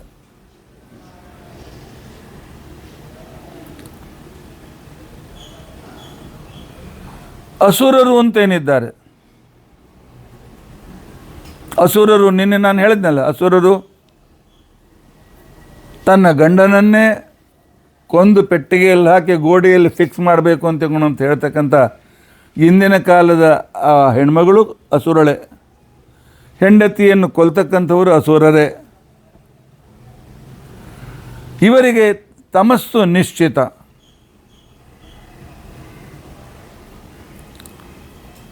ಯಾಕೆ ಅಂತಿಕೊಂಡಂತಂದರೆ ಅಸುರರು ಹೇಗಿರ್ತಾರೆ, ತಮ್ಮ ಮನೆಯ ಬದಿಯಲ್ಲಿ ಜ್ಞಾನಿಗಳಿದ್ದರೂ ಕೂಡ ಎಂದಿಗೂ ಅವರ ಹತ್ತಿರ ಪಾಠಕ್ಕೆ ಹೋಗೋದಿಲ್ಲ, ಎಂದಿಗೂ ಅವರ ಕಡೆಯಿಂದ ಓದೋದಿಲ್ಲ, ಎಂದಿಗೂ ಆ ದೇವರನ್ನು ತಿಳ್ಕೊಳ್ಬೇಕು, ದೇವರ ಭಕ್ತಿ ಮಾಡಬೇಕು ಅಂಥೇಳಿ ಪ್ರಯತ್ನವೂ ಮಾಡುವುದಿಲ್ಲ.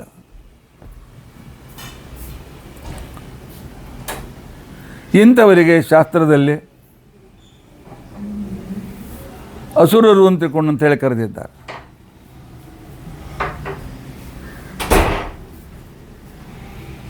ಆತ್ಮನಿರ್ಣಯ ನಮಗೊಂದು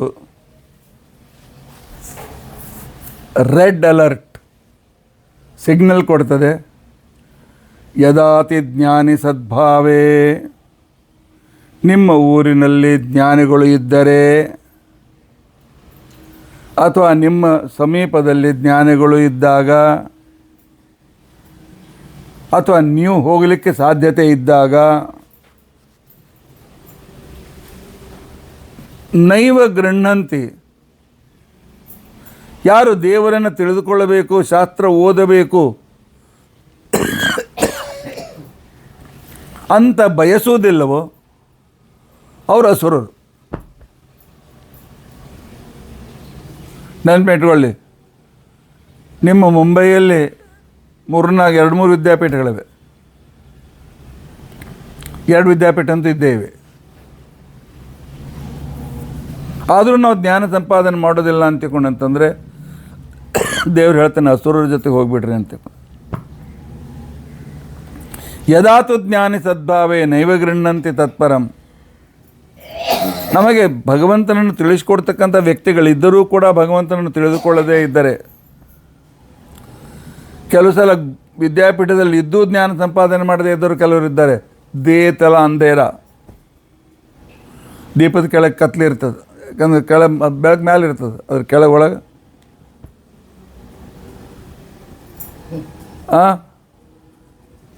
ದಿಯೇ ತಲ ಅಂಧಾರ ಕೌನ್ ಹೈ? ನಾವು ದಿಯಾತಲ್ಲ ಅಂಧೇರಾಗಬಾರ್ದು. ಜ್ಞಾನ ಕೊಡೋದಕ್ಕೋಸ್ಕರ ನಮ್ಮ ಸ್ವಾಮಿಗಳಂಥವ್ರು ಇರುವಾಗ ನಾವು ಯಾಕೆ ಭಗವಂತನ ವಿಷಯ ಜ್ಞಾನ ಪಡಿಬಾರ್ದು? ನಾವು ತಪ್ಪದೇ ಪಡಿಬೇಕು. ಜ್ಞಾನ ಕೊಡೋದಕ್ಕೋಸ್ಕರ ನಮ್ಮ ಗುರುಪೀಠ ಸತ್ಯಜ್ಞಾನ ವಿದ್ಯಾಪೀಠ ಇರುವಾಗ ಅವರ ಅನುಗ್ರಹದಿಂದ ಈ ವಿರಾರದಲ್ಲಿ ಇರ್ತಕ್ಕಂಥ ಸರ್ವಜ್ಞ ವಿದ್ಯಾಪೀಠ ಇದ್ದಾಗ ಯಾಕೆ ಜ್ಞಾನವನ್ನು ಸಂಪಾದನೆ ಮಾಡಬಾರ್ದು? ಮಾಡದೇ ಇದ್ದರೆ ದೋಷಿಗಳಾಗ್ತೇವೆ. ತಪ್ಪದೇ ಮಾಡಬೇಕು.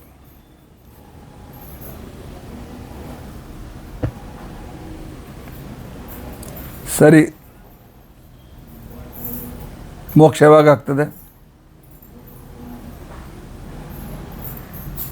ನಮಗೆ ಮೋಕ್ಷ ಆಗ್ತದೆ ಅಂತ ತಿಳ್ಕೊಂಡಂತೇಳಿ ಯಾವಾಗ ನಾವು ಪೂರ್ತಿ ಡಿಸಿಷನ್ ಮಾಡ್ಕೊಳ್ಬೇಕು. ಸತತವಾಗಿ ಶಾಸ್ತ್ರಾಧ್ಯಯನ, ಶ್ರವಣ ಇತ್ಯಾದಿಗಳನ್ನು ಮಾಡ್ತಾ ಮಾಡ್ತಾ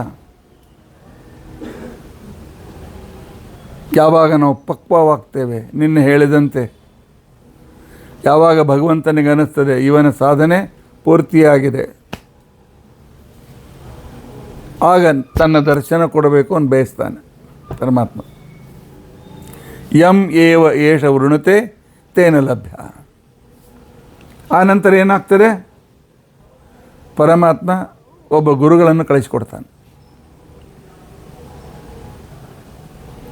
ಅವರು ನಮ್ಮ ಜೊತೆಯಲ್ಲಿ ಇದ್ದ ಗುರುಗಳು ಆಗ್ಬೋದು, ಹೊರಗಿನಿಂದ ಬಂದಿರೋ ಆಗ್ಬರ್ಬೋದು. ಬಾ, ಇವತ್ತು ನಿನ್ನ ಬಿಂಬಮೂರ್ತಿ ಯಾವುದಿದೆ ನಾನು ಹೇಳ್ಕೊಡ್ತೇನೆ, ಇವತ್ತಿನಿಂದ ನಿನ್ನ ಬಿಂಬಮೂರ್ತಿಯನ್ನು ಉಪಾಸನೆ ಮಾಡು ಅಂತ ತಿಳ್ಕೊಂಡಂತೇಳಿ ಯಾವಾಗ ಗುರುಗಳು ಹೇಳ್ತಾರೆ, ನಮ್ಮ ಬಿಂಬ ಯಾವುದಿದೆ ಅಂತ ನಮಗೆ ಗೊತ್ತಾಗ್ತದೆ, ಪರಮಾತ್ಮನ ಯಾವ ರೂಪ ಬಿಂಬರೂಪವಾಗಿದೆ ಅಂತ ಗೊತ್ತಾಗ್ತದೆ. ಅವತ್ತು ನೀವು ಡಿಸೈಡ್ ಮಾಡಬಹುದು ನನ್ನ ಸೆಲೆಕ್ಷನ್ ನಿಶ್ಚಿತ ಅಂತ ತಿಳ್ಕೊಂಡಂತೆ. ಇನ್ನು ಅಲ್ಲಿ ಮೋಕ್ಷಕ್ಕೆ ಹೋಗೋದಿಲ್ಲ, ಮೋಕ್ಷಕ್ಕೆ ಸೆಲೆಕ್ಷನ್ ಆಗಲಿಕ್ಕೆ ನಿಮಗೆ ಅವಕಾಶ ಸಿಕ್ತು ಅಂತ ಅರ್ಥ. ಆ ನಂತರ ಸ್ವಯೋಗ್ಯೋಪಾಸನೆಯ ತನ್ವಾ ತದ್ಯೋಗ್ಯಯ ತಥಾ ಆಗ ಬಿಂಬಮೂರ್ತಿಯನ್ನು ಸತತವಾಗಿ ನಾನು ಬಿಂಬಮೂರ್ತಿಯನ್ನು ಕಾಣಲೇಬೇಕು ಕಾಣಲೇಬೇಕು ಕಾಣಲೇಬೇಕು ಅಂತನ್ನುವ ಆಗ್ರಹ ಮೇಲಿಂದ ಮೇಲೆ ಮನಸ್ಸಿನಲ್ಲಿ ಆ ಹೃದಯ ಮಂದಿರದಲ್ಲಿ ಪರಮಾತ್ಮನನ್ನು ನೆನೆಸ್ತಾ ನೆನೆಸ್ತಾ ನೆನೆಸ್ತಾ ಇರುವಾಗ ಪರಮಾತ್ಮ ಒಂದು ದಿವಸ ತಾನಾಗೆ ತನ್ನ ದರ್ಶನ ಕೊಡ್ತಾನೆ. ನನ್ನ ಬಿಂಬಮೂರ್ತಿಯನ್ನು ಕಣ್ಣೆದುರಿಗೆ ಈ ಕಣ್ಣಿಗೆ ಒಂದು ದಿವ್ಯತೆಯನ್ನು ಪರಮಾತ್ಮ ಕೊಟ್ಟಾಗ ಯಾವಾಗ ನಾನು ಬಿಂಬಮೂರ್ತಿಯನ್ನು ನೋಡುತ್ತೇನೆ ಇದು ಅಪರೋಕ್ಷ ಜ್ಞಾನ ಅಂತ ತಿಳ್ಕೊಂಡು ಅಂತ ಹೇಳಿ ಕರೀತಾರೆ. కానీ ಎದುರಿಗೆ ಪರಮಾತ್ಮ ಡೈರೆಕ್ಟ್ ನೋಡೋದು, ಬಿಂಬದಲ್ಲಿ ಅಲ್ಲ, ಮೂರ್ತಿಯಲ್ಲಿ ಅಲ್ಲ, ಪ್ರತಿಮೆಗಳಲ್ಲಿ ಅಲ್ಲ, ಸಾಕ್ಷಾತ್ತಾಗಿ ಭಗವಂತನನ್ನು ಯಾವಾಗ ಎದುರಿಗೆ ನಾವು ಕಾಣ್ತೇವೆ ಆವಾಗ ಅಪರೋಕ್ಷ ಜ್ಞಾನ. ಆ ಅಪರೋಕ್ಷ ಜ್ಞಾನವಾದ ನಂತರ ಪರಮಾತ್ಮ ನಿಶ್ಚಿತವಾಗಿಯೂ ಕೂಡ ನಮಗೆ ಮೋಕ್ಷವನ್ನು ಕೊಡ್ತಾನೆ. ಈ ತತ್ವಗಳು ನಮಗೆ ಗೊತ್ತಿರಬೇಕು.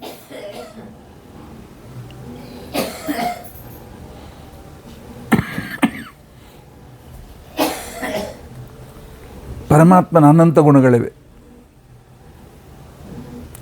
ಎಲ್ಲ ಗುಣಗಳನ್ನು ಉಪಾಸನೆ ಮಾಡಲಿಕ್ಕೆ ಆಗೋದಿಲ್ಲ. ಬ್ರಹ್ಮದೇವರು ಮಾತ್ರ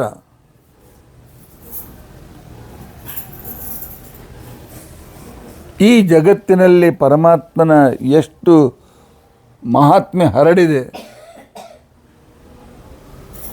ಅದೆಲ್ಲವನ್ನೂ ಬ್ರಹ್ಮದೇವರು ಉಪಾಸನೆ ಮಾಡ್ತಾರೆ. ಸರ್ವೈರ್ಗುಣೈ ಬ್ರಹ್ಮಣಾತು ಸಮುಪಾಸ್ಯೋ ಹರಿಸ್ಸದಾ.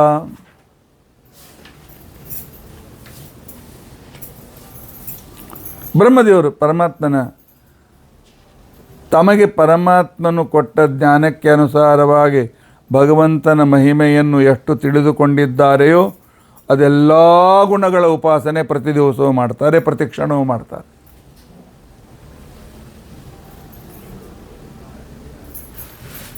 ಹಾಗಾದ್ರೆ ನಾವೇನು ಮಾಡಬೇಕು? ನಾವು ಮಿನಿಮಮ್ ಆಗಿ 4 ಗುಣಗಳ ಉಪಾಸನೆಯನ್ನು ಮಾಡಬೇಕು. ಸತ್ ಚಿತ್ ಆನಂದ ಆತ್ಮ. ಆನಂದೋಜ್ಞ ಸದಾತ್ಮೇತಿ ಉಪಾಸ್ಯೋ ಮಾನುಷೇರ್ ಹರೈಹಿ.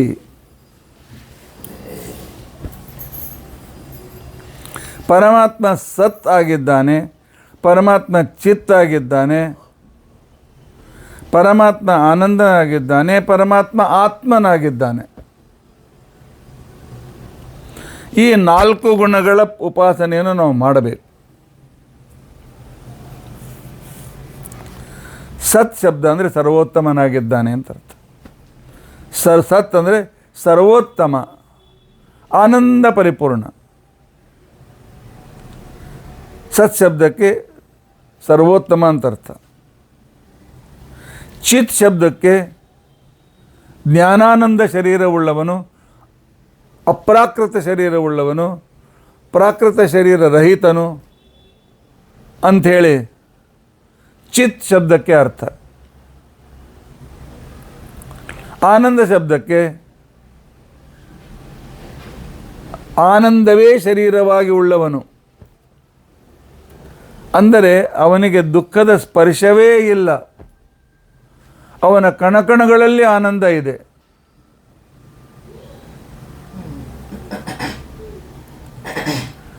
ಇನ್ನೊಂದು 4ನೇ ಗುಣ ಉಪಾಸನೆ ನಾವು ಮಾಡಬಹುದು. ಆತ್ಮ ಸರ್ವತ್ರ ವ್ಯಾಪ್ತ ಅಂತ ನಾವು ಉಪಾಸನೆ ಮಾಡಬೇಕು.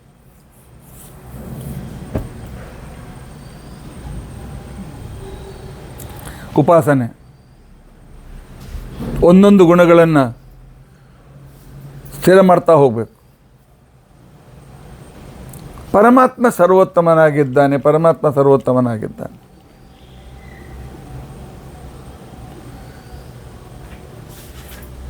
ಹೌದು, ಎಚ್ಚರವಾಯಿತು. ಪ್ರಾಜ್ಞಾನಾಮಕನಾಗಿರ್ತಕ್ಕಂಥ ಪರಮಾತ್ಮ ಇಷ್ಟೊತ್ತು ನನ್ನನ್ನು ತನ್ನ ಹತ್ರ ಇಟ್ಕೊಂಡಿದ್ದ. ಈಗ ವಿಶ್ವನಾಮಕ ಪರಮಾತ್ಮ ನನ್ನನ್ನು ತನ್ನ ಅಧೀನದಲ್ಲಿ ಕರೆದುಕೊಂಡಿದ್ದಾನೆ ಅಂತ ಎಚ್ಚರವಾದ ಕ್ಷಣಕ್ಕೆ ನಮಗೆ ಪರಮಾತ್ಮನ ಸರ್ವೋತ್ತಮತ್ವದ ಜ್ಞಾನ ಆಗಬೇಕು. ಅವನ ಹೊರತು ಬೇರೆ ಯಾರೂ ನನಗೆ ಎಚ್ಚರವನ್ನು ಕೊಡ್ತಕ್ಕಂಥವರಲ್ಲ ಅಂತ ತಿಳ್ಕೊಂಡಂತೆ. ಆ ನಂತರ ಏಳುವಾಗ ಎದ್ದು ಕೂಡುವ ಶಕ್ತಿ ಪರಮಾತ್ಮ ಕೊಟ್ಟಿದ್ದಾನೆ. ನಾನು ಅವನ ಅಧೀನ. ಅವನು ಎಲ್ಲರನ್ನೂ ಎಬ್ಬಿಸುವವನು, ಆದ್ದರಿಂದ ಸರ್ವೋತ್ತಮ. ಆ ನಂತರ ಕೈಕಾಲುಗಳನ್ನು ಅಲುಗಾಡಿಸಲು, ಕಣ್ಣು ತೆಗೆದು ನೋಡಲು ಯಾವಾಗ ಸಮರ್ಥರಾಗ್ತೇವೆ ಆಗ ಮತ್ತು ಪರಮಾತ್ಮನನ್ನು, ಸರ್ವೋತ್ತಮ ಪರಮಾತ್ಮನನ್ನು ನೆನೆಸಬೇಕು. ಪರಮಾತ್ಮ ನನಗೆ ಸಾಮರ್ಥ್ಯ ಕೊಟ್ಟಿದ್ದಾನೆ. ಯಾಕೆ? ಕೆಲವರು ಬೆಡ್ ರಿಡನ್ ಹೇಳಲಿಕ್ಕಾಗೋದಿಲ್ಲ, ಆ ಪರಿಸ್ಥಿತಿ ನನಗೆ ಕೊಡಲಿಲ್ಲ. ಕೆಲವರು ಕೈಕಾಲು ಅಲುಗಾಡಿಸ್ಲಿಕ್ಕಾಗೋದಿಲ್ಲ, ಕೋಮಾದಲ್ಲಿದ್ದಾರೆ, ಅದು ನನ್ನ ಕಡೆಯಿಂದ ಆಗೋದಿಲ್ಲ. ಆ ಪರಮಾತ್ಮ ಆ ರೀತಿ ಅವಸ್ಥೆ ನನಗೆ ತಂದು ಕೊಟ್ಟಿಲ್ಲ. ಕೆಲವರು ಕಣ್ಣು ಕಾಣೋದಿಲ್ಲ, ಪರಮಾತ್ಮ ಅಂಥ ಪರಿಸ್ಥಿತಿ ನನಗೆ ತಂದು ಕೊಟ್ಟಿಲ್ಲ. ಕೆಲವರಿಗೆ ಎದ್ದು ಓಡಾಡಲು ಆಗೋದಿಲ್ಲ, ಅಂಥ ಪರಿಸ್ಥಿತಿ ಪರಮಾತ್ಮ ನನಗೆ ತಂದು ಕೊಟ್ಟಿಲ್ಲ. ಪರಮಾತ್ಮ ಎಬ್ಬಿಸಿದ್ದಾನೆ, ಪರಮಾತ್ಮ ನೋಡಲು ಶಕ್ತಿಯನ್ನು ಕೊಟ್ಟಿದ್ದಾನೆ, ಕಿವಿಗೆ ಕೇಳುವ ಶಕ್ತಿಯನ್ನು ಕೊಟ್ಟಿದ್ದಾನೆ, ಎದ್ದು ನಿಂತು ಅವಯವಗಳನ್ನು ಕೈಕಾಲುಗಳನ್ನು ಅಲುಗಾಡಿಸ್ತಕ್ಕಂಥ ಸಾಮರ್ಥ್ಯ ಕೊಟ್ಟಿದ್ದಾನೆ. ನಾನು ಸ್ವಂತ ಏನು ಮಾಡಲಾರೆ, ಅದು ಭಗವಂತನ ಇಚ್ಛೆ, ಅವನೇ ಸರ್ವೋತ್ತಮ ಅಂತನ್ನು ಉಪಾಸನೆ ಬೆಳಗಿನಿಂದ ಪ್ರಾರಂಭವಾಗಬೇಕು.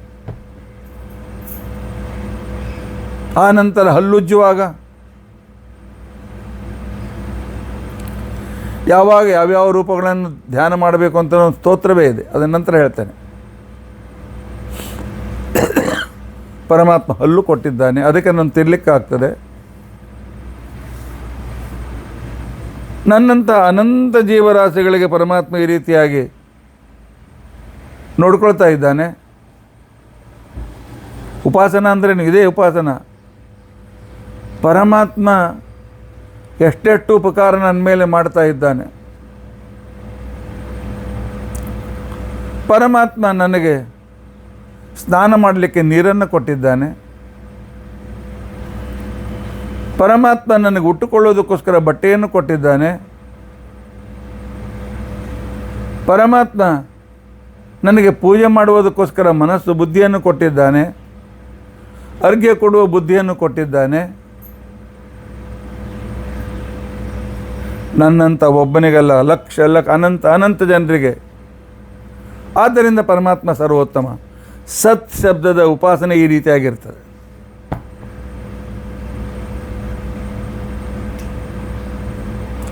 ಚಿತ್ ಶಬ್ದದ ಉಪಾಸನೆ ಹೇಗೆ ಇತ್ಯಾಗಿನ ಕ್ರಮವಾಗಿ ಗುರುಗಳ ಹತ್ರ ಕೂತ್ಕೊಂಡು ನೀವು ಕಲಿಬೇಕಾಗ್ತದೆ. ಪರಮಾತ್ಮ ಜ್ಞಾನಾನಂದ ಸ್ವರೂಪ. ಪುಸ್ತಕ ಓದ್ತಾ ಇರುವಾಗ, ಪ್ರವಚನ ಕೇಳ್ತಾ ಇರುವಾಗ, ಪ್ರವಚನ ಹೇಳುವಾಗ ಏನೊಂದು ಆನಂದವಾಗ್ತದೆ. ಇದು ಜ್ಞಾನದಿಂದ ಬಂದ ಆನಂದ. ಆ ವೇಳೆಯಲ್ಲಿ ಪರಮಾತ್ಮನ ಜ್ಞಾನ ಸ್ವರೂಪವನ್ನು ಚಿಂತನೆ ಮಾಡಬೇಕು. ಇಂಥ ಜ್ಞಾನ ಕೊಟ್ಟಿದ್ದಾನೆ, ಅದರ ಜೊತೆಗೆ ನನಗೆ ಆನಂದ ಕೊಟ್ಟಿದ್ದಾನೆ. ತನ್ನ ಮಹಿಮೆ ಕೇಳಿದಾಗ ಕಣ್ಣೀರು ಆನಂದಾಶಿಗಳು ಸುರಿಸುವಂತೆ ಮಾಡ್ತಾ ಇದ್ದಾನೆ ಪರಮಾತ್ಮ. ಯಾಕೆ? ಅವನು ನನ್ನಲ್ಲಿ ಜ್ಞಾನಾನಂದಾತ್ಮಕನಾಗಿ ಇದ್ದಾನೆ ಅಂತ ತಿಳ್ಕೊಂಡಂತೇಳಿ ನನಗೆ ಹೇಳಲಿಕ್ಕೆ ಜ್ಞಾನ ಬಂದಿದೆ, ತಿಳಿದುಕೊಳ್ಳಲಿಕ್ಕೆ ಜ್ಞಾನ ಉಳಿದ ಎಲ್ಲ ಶ್ರೋತೃಗಳಿಗೆ ಬಂದಿದೆ. ಅದರ ಜೊತೆಗೆ ತಿಳಿದಂತೆ ಸಂತೋಷವೂ ಆಗ್ತಾ ಇದೆ. ಇದೇ ಪರಮಾತ್ಮನ ಜ್ಞಾನಾನಂದ ಸ್ವರೂಪದ ಚಿಂತನೆ. ಆನಂದ ಪರಮಾತ್ಮ ನಮಗೆ ಯಾವಾಗ ಆನಂದವಾಗ್ತದೆ. ಇದು ಭಗವಂತ ಒಳಗಿದ್ದು ಪರಮಾತ್ಮ ಆನಂದ ಪಟ್ಟಿದ್ದಾನೆ, ಅದರಿಂದ ಆಗ್ತದೆ. ಒಳಗಿದ್ದ ಭಗವಂತ ನಮ್ಮ ಆನಂದವನ್ನು ಅನುಭವಿಸದೇ ಇದ್ದರೆ ನಮಗೆ ಆನಂದದ ಅನುಭವ ಆಗೋದಿಲ್ಲ.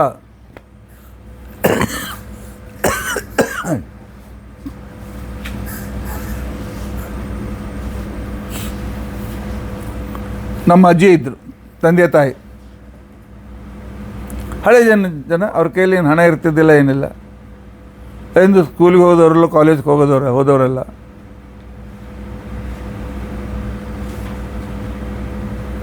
ಒಂದು ದಿವಸ ಬೆಳಗ್ಗೆ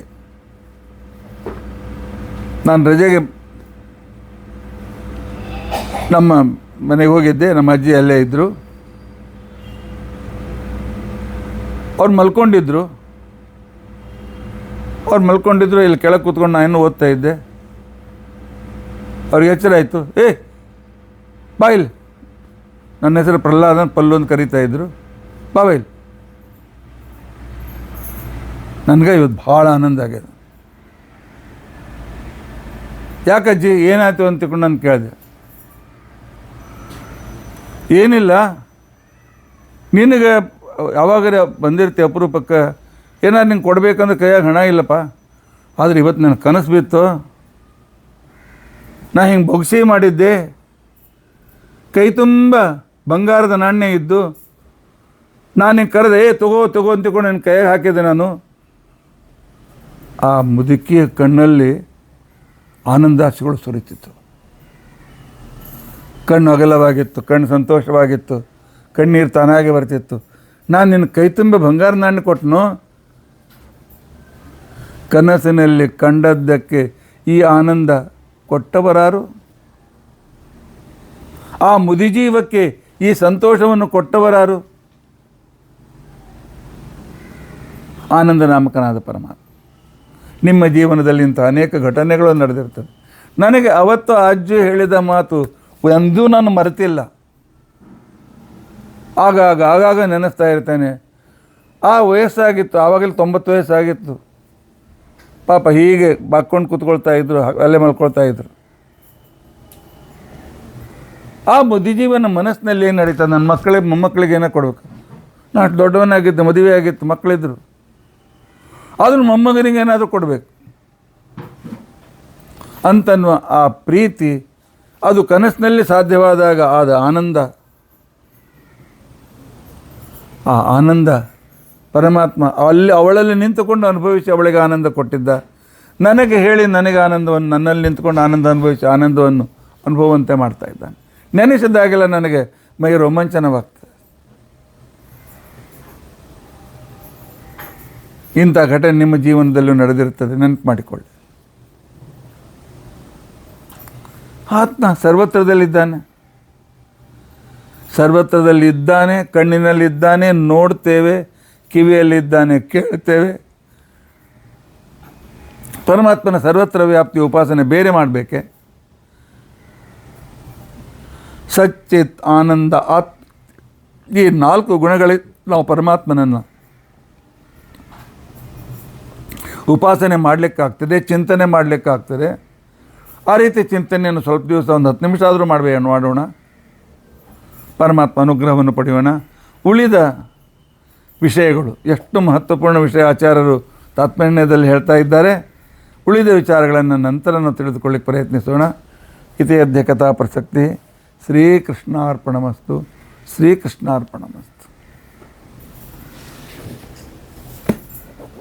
ಕರ್ಮ ಯಸ್ಮಿನ್ ಪದೇ ಸ್ವರ್ಪಿತಂ ಪ್ರಕ್ಷಯಂ ಯಾಂತಿ ದುಃಖಾನಿ ಯನ್ನಾಮತಃ ಅಕ್ಷರೋ ಯೋಜರ ಸರ್ವದೇವಾಮೃತಃ ಕುಕ್ಷಿಗಂ ಯಸ್ತ ವಿಶ್ವಂ ಸದಾ ಜಾರಿಕಂ ಪ್ರೀಣಯಾಮೋ ವಾಸುದೇವಂ ದೇವತಾಮಂಡಲಾಖಂಡಮಂಡನಂ.